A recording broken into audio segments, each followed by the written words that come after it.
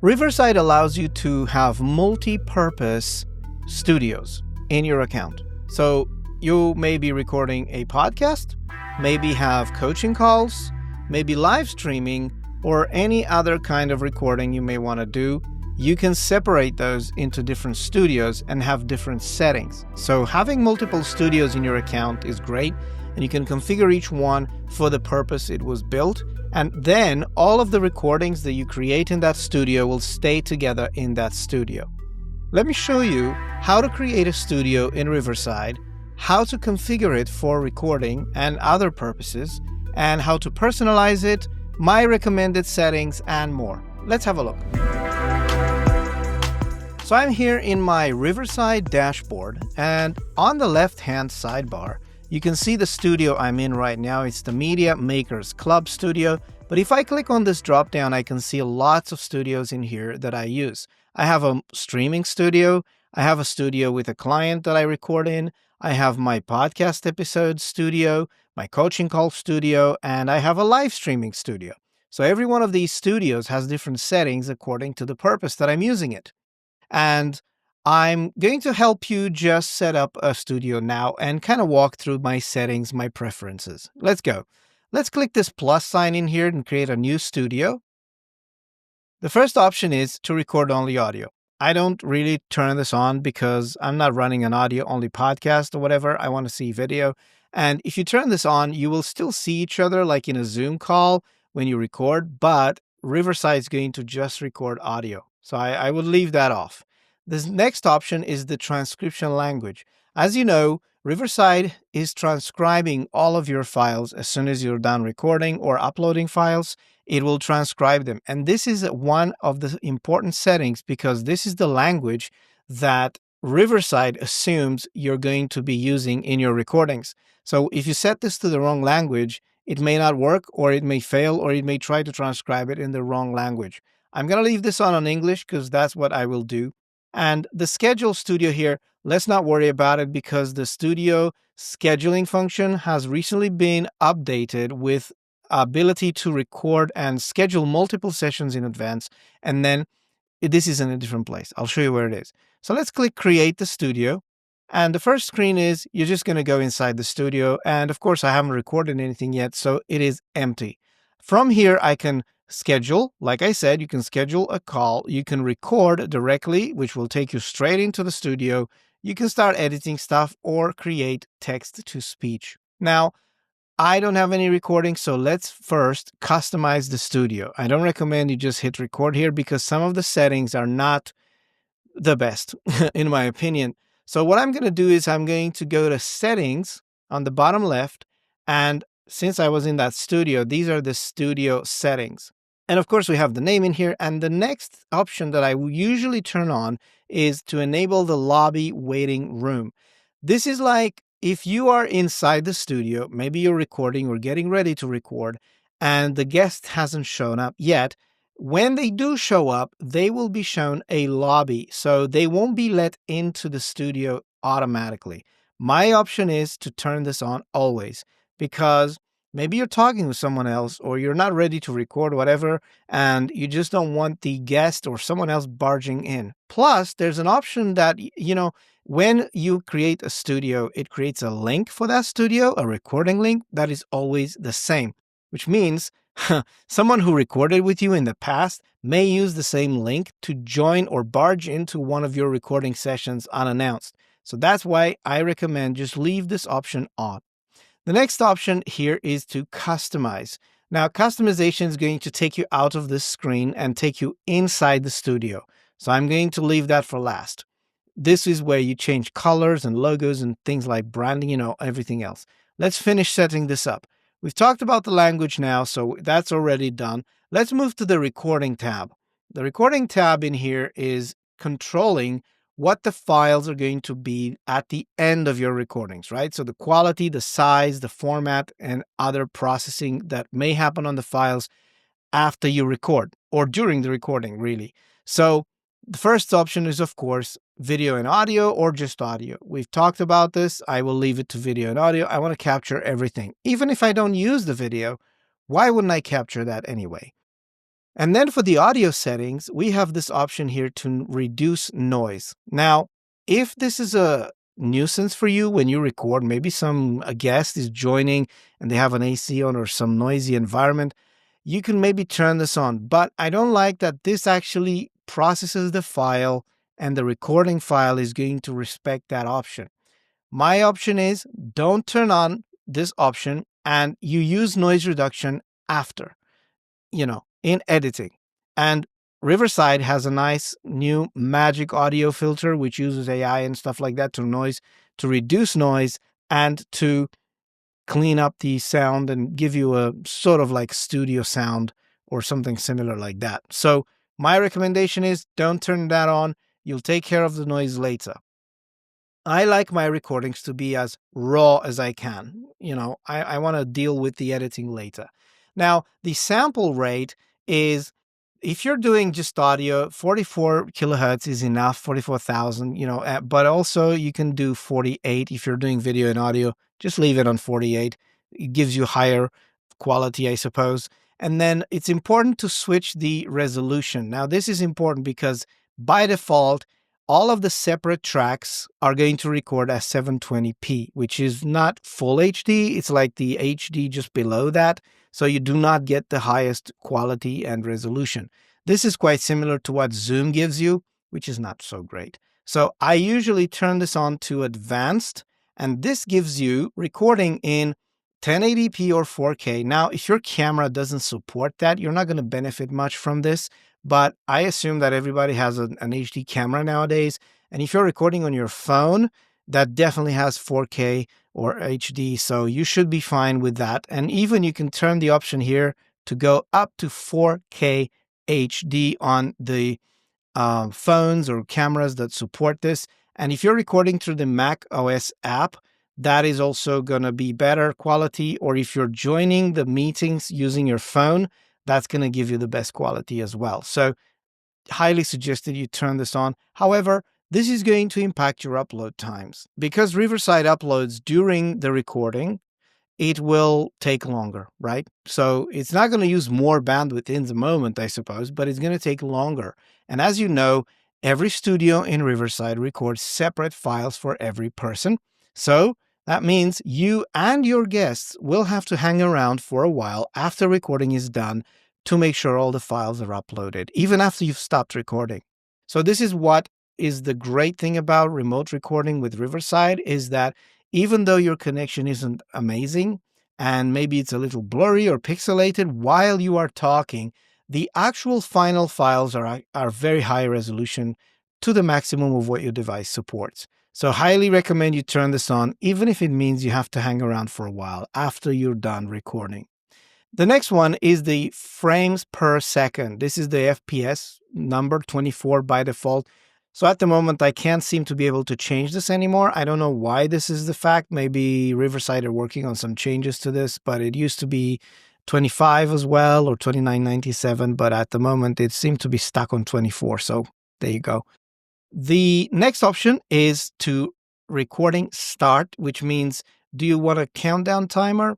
I usually have this on, which means before you actually start talking, when you hit record, it's going to take 5, 4, 3, 2, 1, and you're going to start talking. So there's a little countdown to tell everybody that you're recording. And the other option is to automatically start recording. We've all been there. I forgot to hit record and we talked for half an hour and then I had nothing at the end.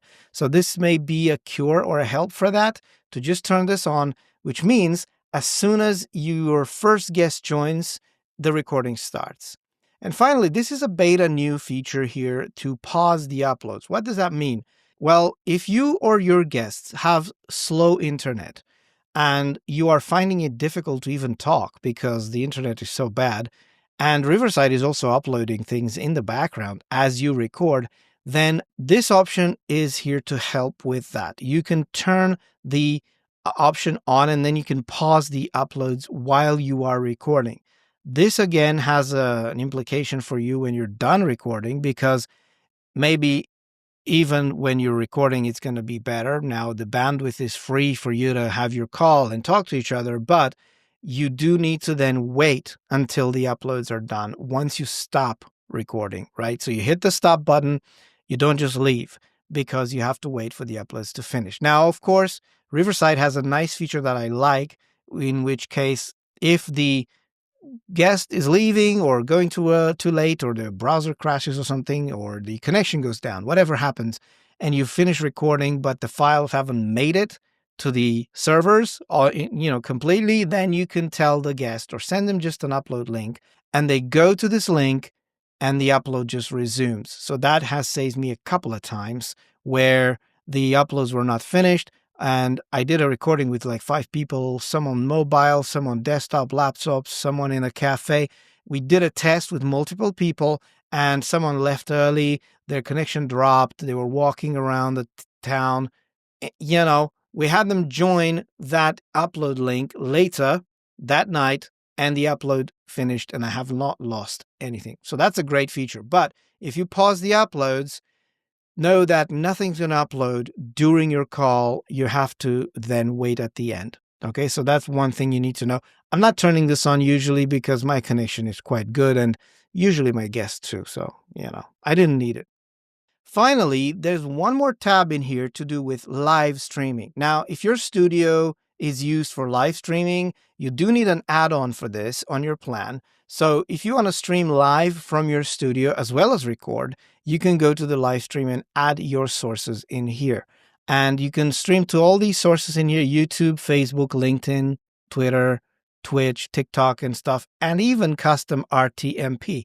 Now, what does this mean is if you have a specific service you want to stream to, and it's not one of these, they may have a RTMP configuration that you can put in here and stream to it. It's a common protocol that services like this use. So for my streaming studio, which I have a separate one for that, I have added YouTube, Facebook, LinkedIn, and Twitter, and Twitch. Now, the stream settings are, again, my recommendation: just switch on 1080p, and this is going to send the highest quality it can to the streaming platforms.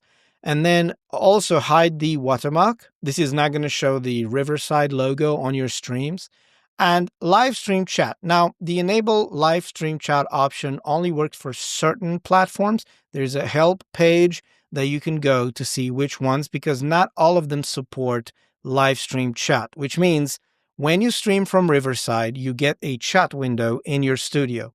And when people send chat messages, including from the streaming page that hosted by Riverside, then the chats come in and you can see them and you can answer those chats. Now, some of these platforms do support forwarding those chat messages from the people who are on YouTube and Twitch, maybe. They will get forwarded to your in-studio chat. So you only need to watch one window in the chat in the studio of Riverside. Now, the problem is not all the platforms support forwarding the chat to the Riverside studio, which means some people are going to be sending chat messages to you on maybe LinkedIn or Twitter, and you're not going to see them inside the Riverside studio. So this is important to say, keep an eye on those as well on their own window, on their own tab. Maybe have it open and muted in a separate tab somewhere and just watch the chat in there, or have someone produce with you and then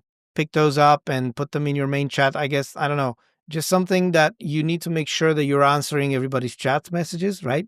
So just know that not all platforms support forwarding the chat messages from the platform to the Riverside studio. That's important. You don't want to miss any chats. And the audience info, that's an option you can turn off as well. You don't want to show, if you don't want to show people how many are in the audience, you can turn that off. And I think this only applies to the actual page where people can watch your stream hosted by Riverside. So when you create a live stream, Riverside creates a streaming page where you can link people and send them there. Like if you're running a webinar, for example, you can send your audience the link to that page. So you don't even need to stream to YouTube and Facebook and all these other platforms. You could just be streaming to Riverside's platform.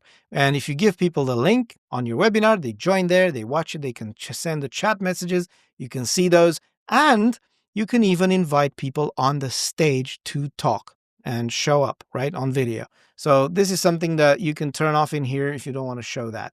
Now, finally, let's go back to personalizing the studio. This is an important thing. We've done all the settings in here. By the way, as soon as you change these, they get saved. There's no save button in here, so you don't have to do anything. Now, if I go to the studio settings in the general tab, we have this customize button here, which allows you to change the background of the studio, the logo, branding stuff. So let's see how that works. So if you click customize, you are actually taken into the studio. So you have to join in the studio. So I'm saying I'm not using headphones in here, and I'm clicking join studio. Of course, you select your camera, you select your microphone.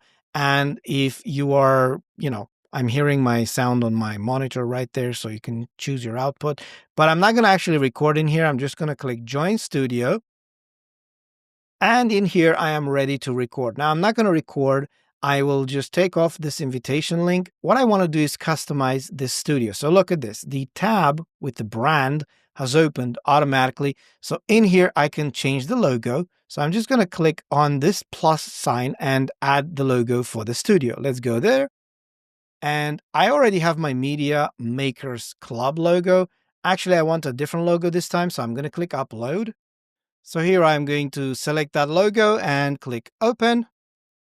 And there's the logo in here, and it's selected. So now this is going to show next to your studio. It's going to show on the screen when you're recording or live streaming, but it's not going to be part of the recorded files at the end. Okay, so it's just for live streaming and recording and branding kind of thing while you are doing the streaming or the recording like that. But the final files are untouched.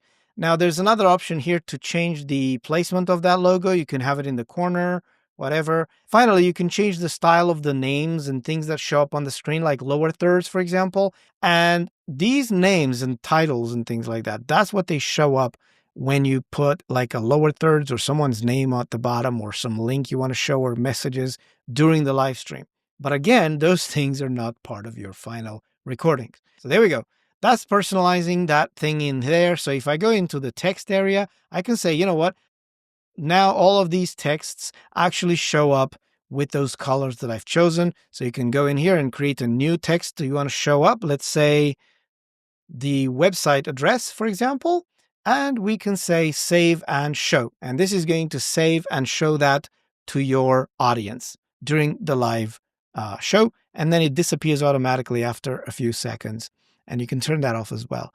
And what I like about this is that this studio will then remember all of these texts. And I usually do all of my live streaming links and pages that I want to send my subscribers to during the live streaming.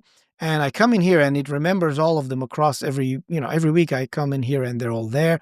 I can just turn them on and off and they will show up. So that's how it works. Right. So that's it about customizing your recording studio. When you're ready to record, all you need to do is just click record at the bottom in here. You can do a test recording if you want, or you can start recording straight away, and it's going to start recording everybody who is in the studio right now. And if you want to go live before you hit start recording, you go at the top in here and you can say, I want to live stream as well. Of course, you need to add your destinations like YouTube, Facebook, whatever, and then you are able to then turn them on and off from here. And this is the link to your studio. And you can also create this public audience link, which if you give this to someone, this is the direct link to watch you doing the live streaming. People who have that link are going to be in the audience, so they will be able to come and watch you and participate in chat. They will not be able to join your studio. They won't show up on the screen to be recorded, of course. So if you're running a webinar, that is the link you want to send to your audience. If someone wants to show up on the screen and you want to let them show up on the screen and be featured in your live stream, they can request to be on stage, which again, you need to approve and have them join on the stage. And if you are recording at that time, that person, let's say they're staying on for 3 minutes and talking about something and then they go out, that person will be recorded on their own separate file and you will have everything together at the end for you to edit. So there you go. This is how you customize your Riverside recording studio for different purposes. And you can use Riverside for streaming, for recording your podcast, recording interviews, coaching calls, whatever it is you want to do. You can do it all inside of here and all of the recordings are saved in highest quality. So by the way, this video is sponsored by Riverside. And if you want to try Riverside, check the link in the description. Thank you again for watching. Happy podcasting.